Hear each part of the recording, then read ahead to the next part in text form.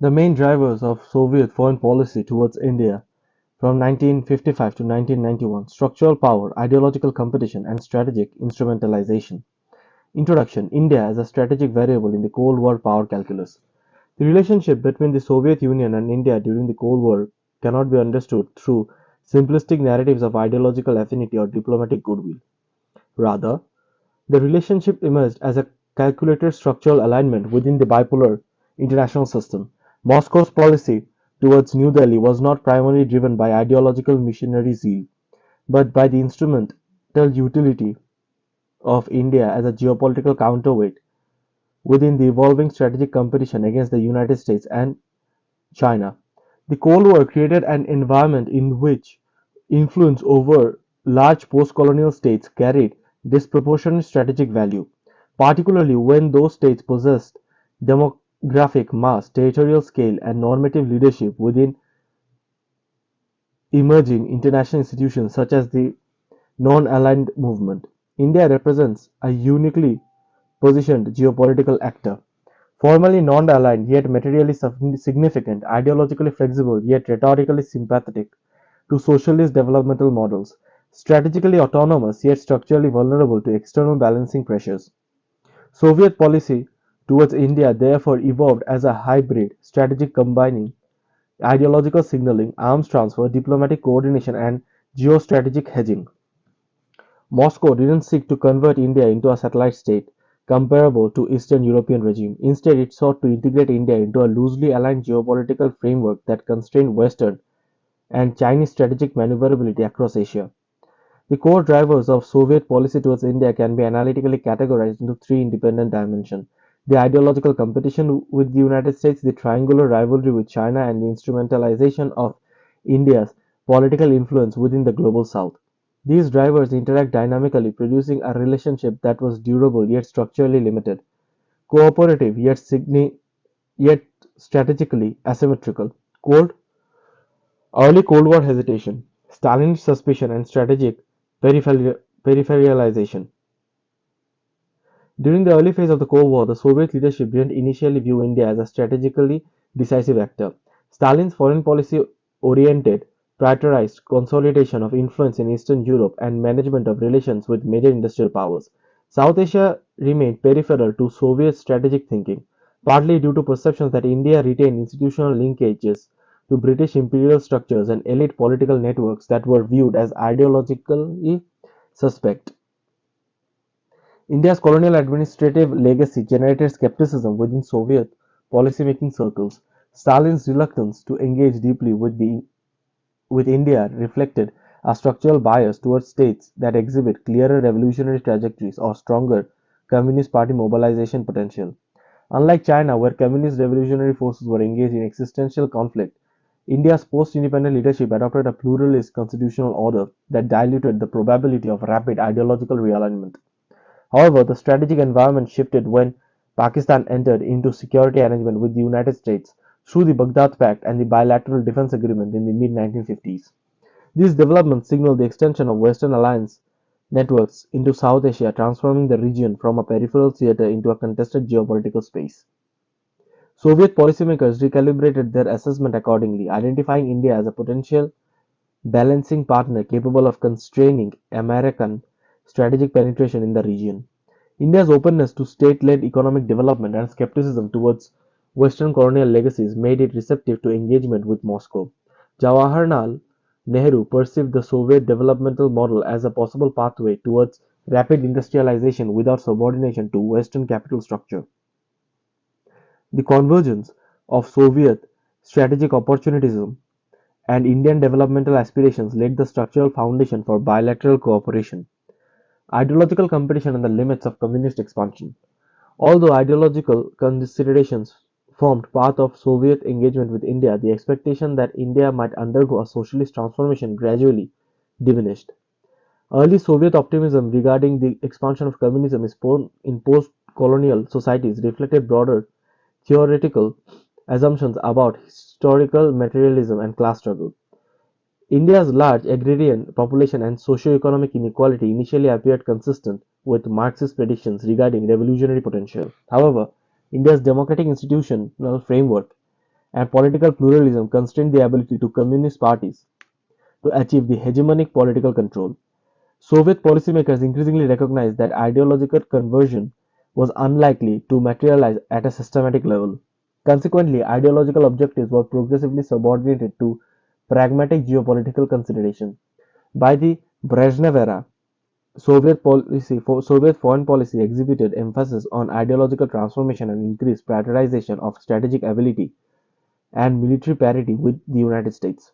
The shift from revolutionary optimism to pragmatic detente reflected a broader recalibration of Soviet grand strategy. Moscow's engagement with India became less focused on promoting domestic communist movements and more oriented towards securing diplomatic alignment on key international issues, including nuclear disarmament and opposing to perceived Western militarization of strategic domains such as outer space and maritime regions.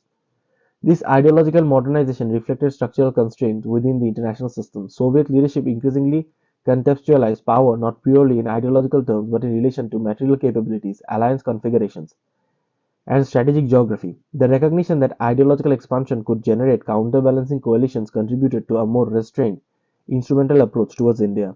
The Sino-Soviet split and the strategic revaluation of India. The deterioration of relations between the Soviet Union and China significantly increased India's strategic value within the Soviet foreign policy calculations. The Sino-Soviet split transformed the geopolitical landscape of Asia, creating a triangular strategic competition that forced Moscow to reconsider its regional positioning. Border clashes between the Soviet and Chinese forces in 1969 intensified perceptions of China as a revisionist competitor within the socialist bloc. India's adversarial relationship with China followed after the Sino Indian War of 1962 created opportunities for tacit strategic alignment between Moscow and New Delhi. Soviet policymakers viewed India as a potential counterweight capable of constraining Chinese regional influence. The Brezhnev proposal for an Asian collective security framework reflected attempts to institutionalize this balancing dynamic. However, India's commitment to non-alignment limited the extent to which it was willing to formally participate in Soviet-led security architectures. Indian policymakers perceived participation in a collective security framework as incompatible with strategic autonomy. This reluctance to enter formal alliances This reluctance to enter formal alliance structures demonstrated the structural limits of Soviet influence over Indian foreign policy decision-making.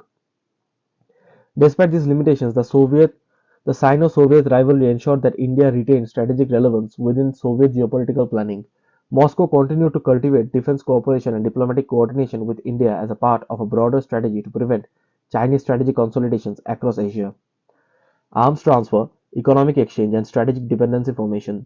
Military cooperation constituted one of the most durable components of the Indo-Soviet relationship. Arms transfers served multiple strategic functions. They strengthened India's defense capabilities, generated economic benefits for the Soviet defense industry, and created long-term dependency relationships through training, maintenance, and technological integration. During the Brezhnev period, Soviet economic engagement with India shifted away from large-scale ideological development projects towards more commercially viable forms of exchange, particularly defense trade. This transition reflected broader structural pressures on the Soviet economy and the recognition that military exports could generate both financial returns and geopolitical influence. Arms transfers also created signaling effects with the international system. By supplying advanced military equipment to India, Moscow communicated commitment to India's security while simultaneously shaping regional power balances vis-a-vis Pakistan and China. Defense cooperation thereby functioned both an economic transaction and a strategic communication mechanism. Economic cooperation extended beyond defense trade into industrial developmental projects that supported India's state-led economic planning model. Soviet assistance contributed to the establishment of heavy industry sectors that aligned with Indian preferences for economic sovereignty and reduced dependence on Western capital markets. Leadership perceptions and the role of elite worldviews. The trajectory of Indo-Soviet relations was influenced significantly by the ideological and strategic preference of individual political leaders. Khrushchev's engagement with Nehru reflected a shared emphasis on global peace and anti-colonial solidarity. even as both leaders maintained distinct national priorities. Indira Gandhi's tenure marked a shift towards a more security-oriented conception of national interest. Her narrower regional focus aligned more closely with Brezhnev's pragmatic, strategic orientation.